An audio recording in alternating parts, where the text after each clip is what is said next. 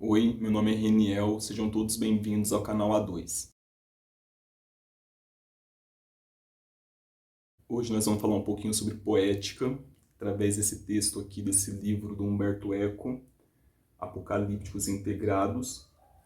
E antes de a gente falar do livro, vou deixar aqueles recados da semana, né? Se inscrever, deixar o seu joinha no vídeo, compartilhar esse vídeo com algum amigo seu, muito importante para esse trabalho chegar a mais pessoas, e convidar também a conhecer nosso trabalho no Instagram, o @a.2. Tem muito conteúdo interessante lá, também de livro, filmes, séries.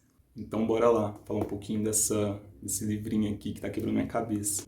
Primeiramente é importante lembrar que a gente não vai falar do livro todo, né? Eu nem terminei todo o livro, mas a gente vai falar um pouquinho da primeira parte do livro, que ele fala sobre a estrutura do mau gosto, do kitsch, e ele fala um pouquinho sobre uma poética, sobre uma performance poética, né, na escrita, e é sobre isso que a gente vai falar hoje, especificamente. Algum tempo atrás a gente fez um vídeo aqui do Michel de Certeau, né, falando sobre história e psicanálise, e o Michel de Certeau fala sobre como Freud propôs um retorno do afeto, né, em algum dos seus textos, alguns livros considerados livros pedagógicos, né, se não me falha o termo, e que o Freud realiza esse retorno, né, do afeto através de uma performance poética, né, na escrita dos seus textos.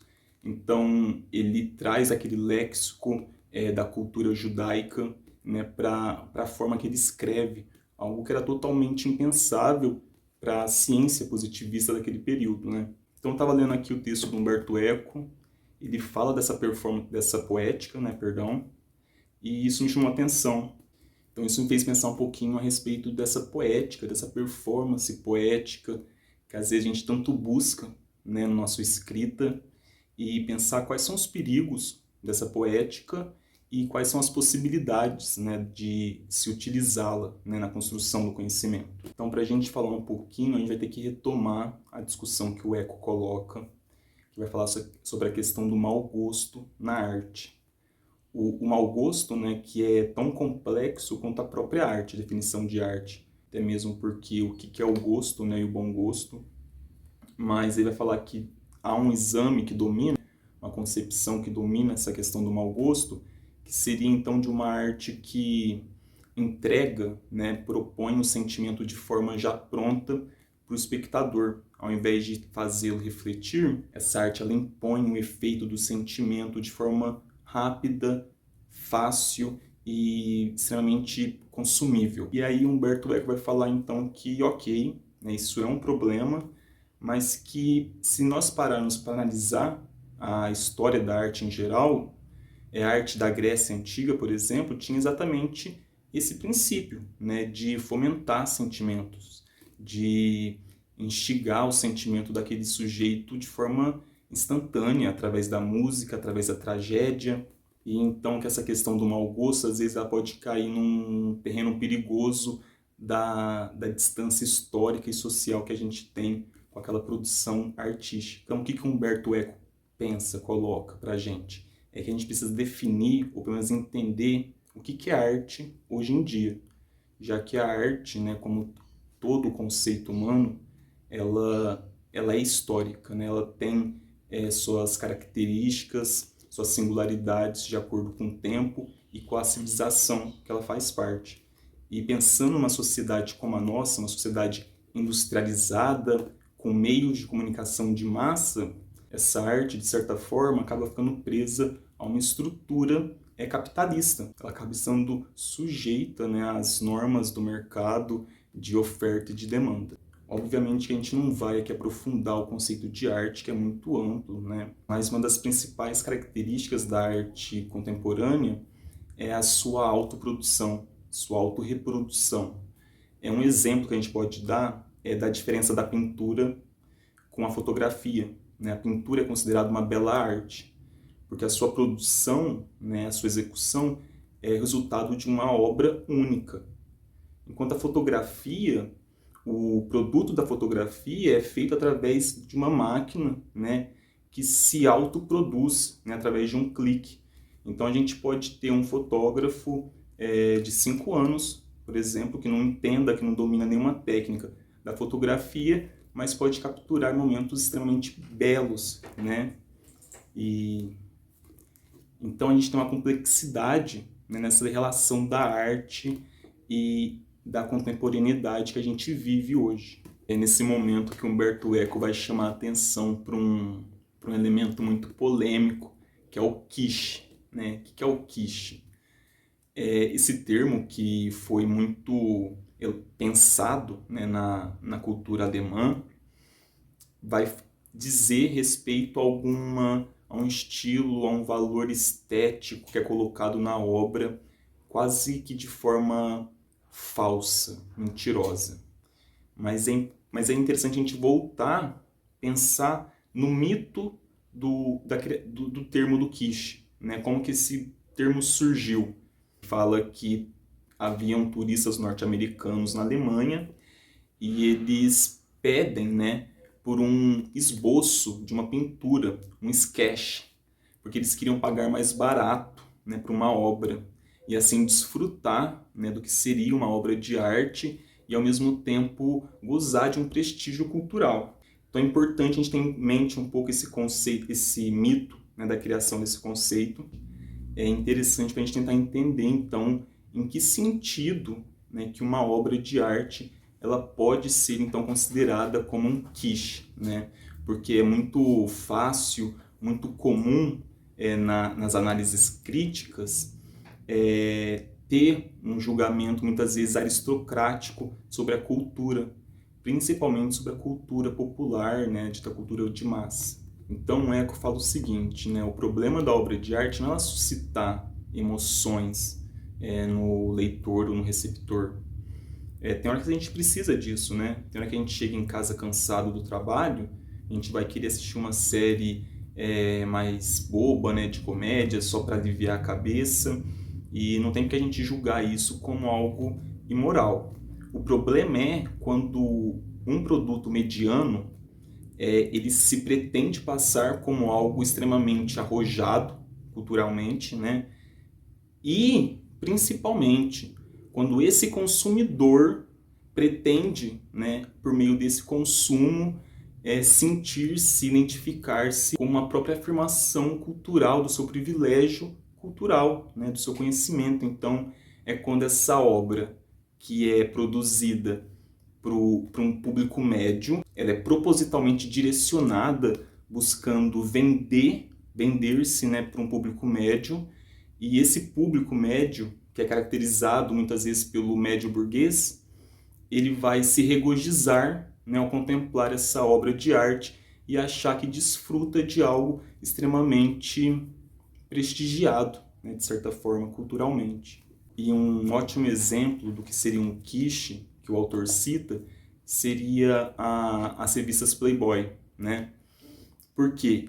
E não por conta do nu, exatamente, né? Porque não se pretende com o nu ali uma performance artística, né? O nu que está ali é muito descarado, de certa forma, mas pelo que completa as lacunas dessas fotos, né? As colunas de entrevistas, as reportagens, as histórias que trazem ali no meio, como se fosse uma revista, né, de um paladino libertino extremamente arrojado.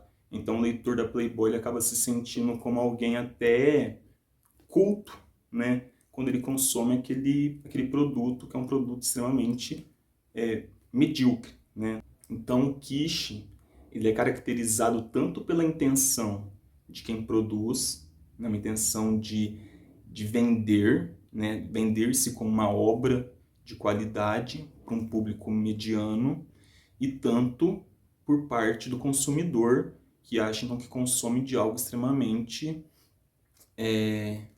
intelectual. O autor aqui vai chamar a atenção que a própria poesia, por exemplo, através de alguns críticos, vai notar que a poesia se tornou um discurso sobre a própria poética, né? Sobre a possibilidade da poética. Então, uma poética em si mesmo, né? Então, onde os textos eles ficam se repetindo, eles ficam buscando referências em expressões que carregam um sentido da tradição, né, lírica. Então, você não tem uma construção de um texto poético que exija do seu leitor uma atitude ativa de interpretação. É muito mais uma onda liricizante desse texto. E é aqui que a gente retoma, então, essa relação com o texto que a gente fez do Freud. Né? Por quê? Porque o Freud utiliza, né, dessa performance poética em seus textos. Mas qual que é o sentido dessa utilização? Por que o Freud, né, traz a metáfora, por exemplo, para o texto? É porque ele trabalhava com o objeto de estudo dele, né, a consciência e o inconsciente, e trabalhava ali estudando, por exemplo, o sonho, né, o ato falho, o xistes, a fala, tudo aquilo que era, de certa forma, meio que inútil, né, para o sistema produtor, sistema capitalista, e que era meio que inútil, né, e se colocava, então, ao lado da poesia. Porque a poesia, qual que é a utilidade da poesia? A poesia é, como diz uma aluna minha, é para rimar, né?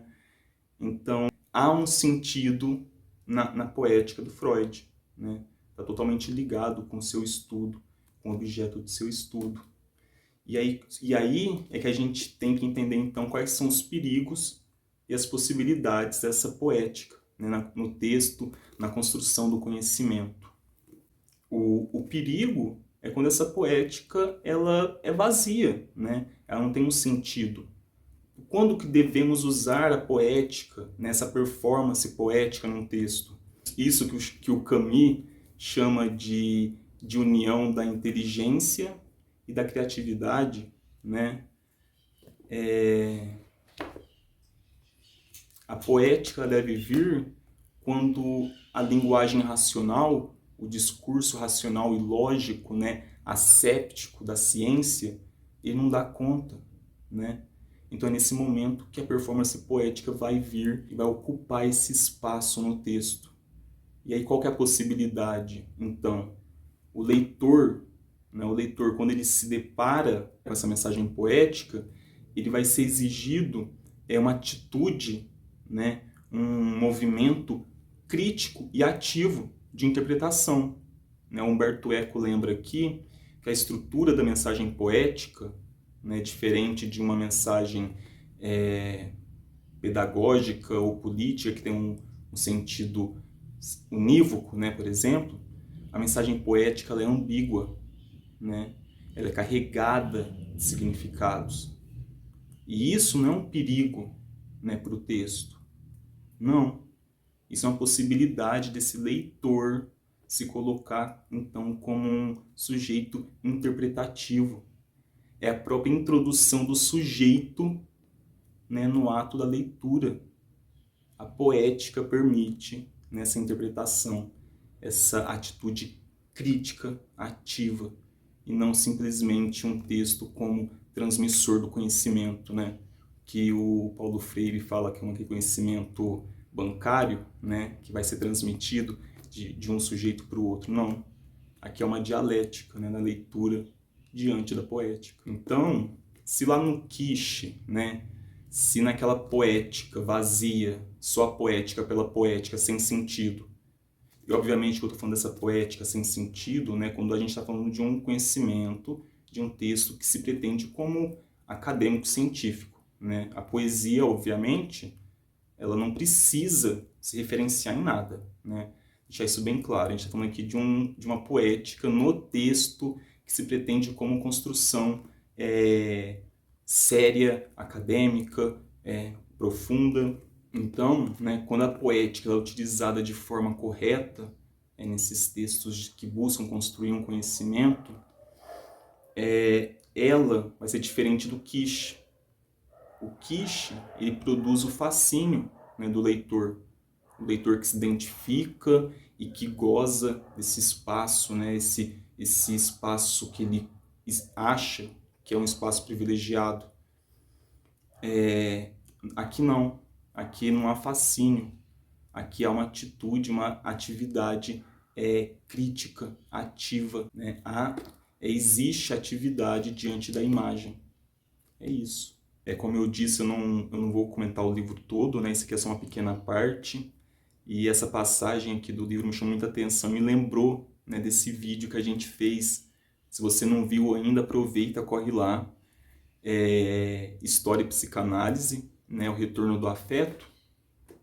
E me chamou muita atenção, né? O tanto que aprofundou, né, a nossa concepção do que é uma poética, do que é uma retórica poética e a sua importância e os seus perigos, né, de certa forma, o cuidado que se deve tomar, né? Não é só ficar escrevendo, floreando o texto por florear, né? Tem que ter um sentido. Enfim, espero que vocês tenham gostado desse vídeo. Comenta aqui embaixo se vocês já leram Humberto Eco, se vocês já leram Apocalípticos Integrados, o que vocês acharam, se vocês têm alguma ideia também, se é isso mesmo que vocês pensam.